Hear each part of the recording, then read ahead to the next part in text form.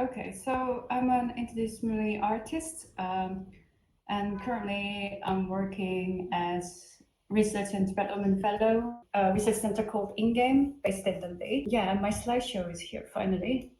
Awesome. So I see that you also work with dance and technology collaborations, which looks really interesting. You use game controllers, which is incredibly close to my heart. And I'm really excited to see what you have to share with us today, because gestures and virtual reality are musical space, gestures, virtual reality, all these things sound awesome. So go ahead and take it away. Thank you. Yeah, today I'd like to present my VR sound performance, Hot Summer Afternoon. And initially I was supposed to perform this piece live at the Beit Castles Gallery in front of you guys as a real person, but unfortunately it couldn't happen. So instead I'd like to talk about the ideas behind this piece and show a little bit of excerpt of my work. So as Phoenix introduced, that I've been collaborating with contemporary dancers to create interactive dance and sound performances using hacked game controllers. So for me, game technology is something handy, affordable, and ready to use tool, which has lots of potential to be used in so many different ways beyond games. When VR became popular again for the last couple of years, I thought about how VR could be used by performers. In other words, how VR could be an interesting tool to inspire performers.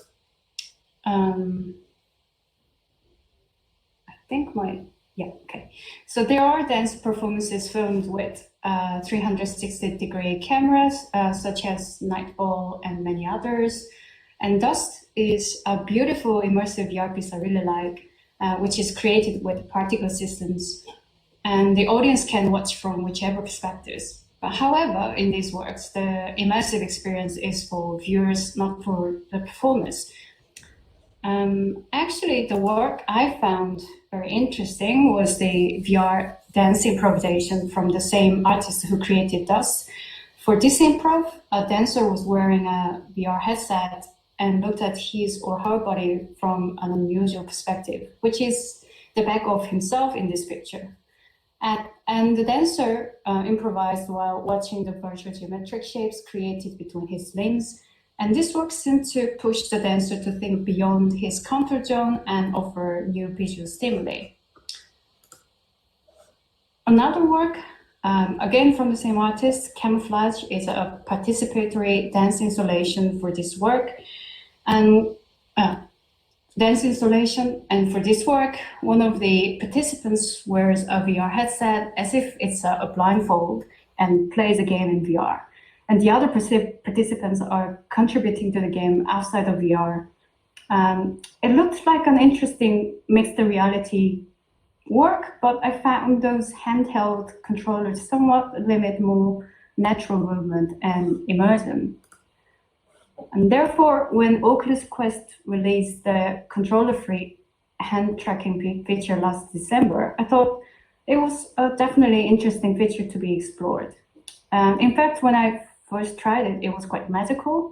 And of course, hand tracking has been possible by wearing such a pair of tracking gloves or something. But with this new feature, it eliminated the step like, okay, I'm going into VR, let's get geared.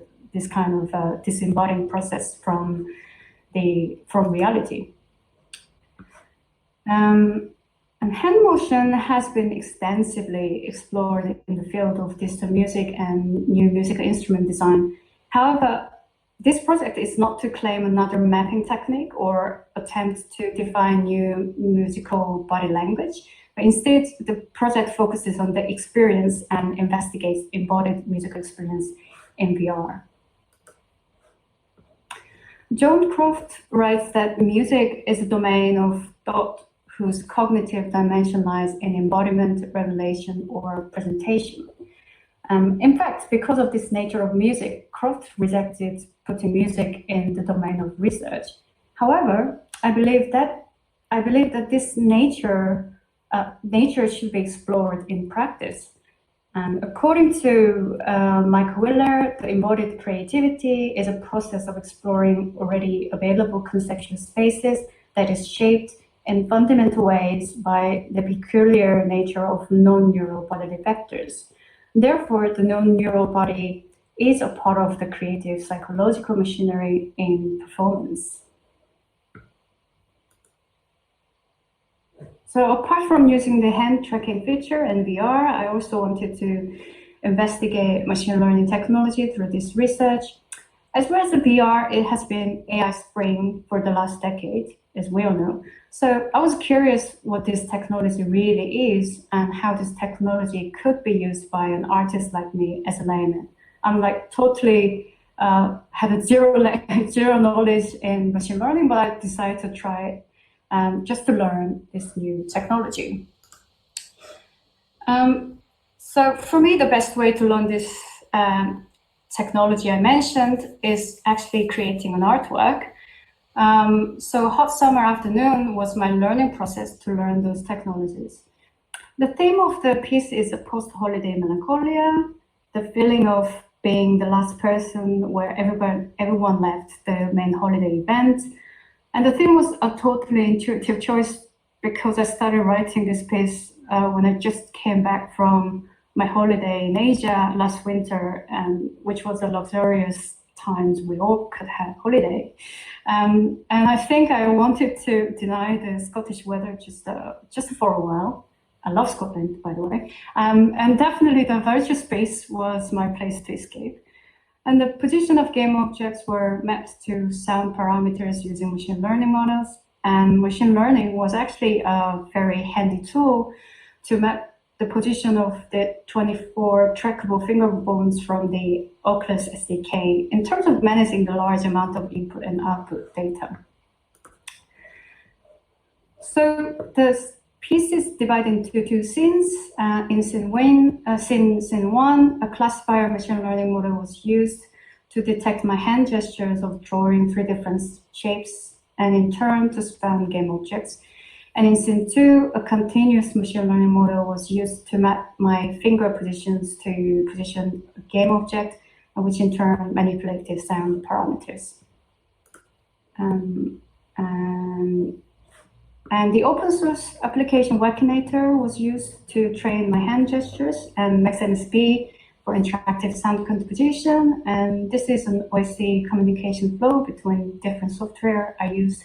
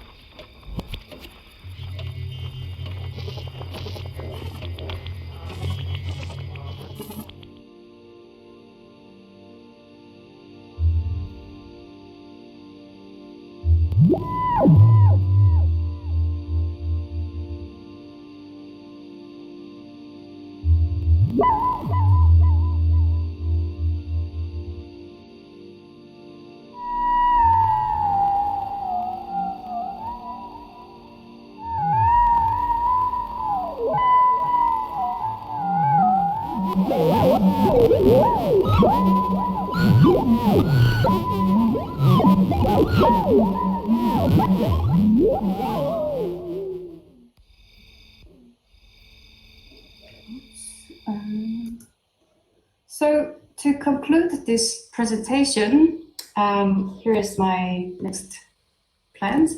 So Hot Summer Afternoon was really a baby step to learn these new things. So I will try to create more playful interactions using machine learning for the next competition. To be honest, it was not so easy to change my mindset from one-to-one mapping to machine learning. So since now I learned the effectiveness of machine learning as a tool to map, so I actually wanted to explore more accidental and unexpected results. I think I was maybe too afraid of creating failures, which is of course no-no for artists, but I had a deadline to meet, so yeah, That's why I just try to make something working. Okay, so this is actually part of my bigger research team playfulness. And throughout my overall research, I investigate and apply playful approaches to various projects I'm currently involved in at my research center in InGAME, including collaborations with different industries. And I'm going to do a little bit cheeky thing. I actually run a game making workshop. Oops, the video is here, sorry. With one of the industry collaborators. It's a video game collective called Vivarium Collective based in Dundee, and we are doing this experimental game making workshop on Zoom. So the next one is on 6th of October 2020. So if you're interested, please follow InGAME Twitter. That's all from me. Thank you. Jung, that was amazing. I totally just want to interview you and talk to you about how you got over the cognitive leap from one-to-one mapping to regression and classification, because it is such a challenge for people new to machine learning.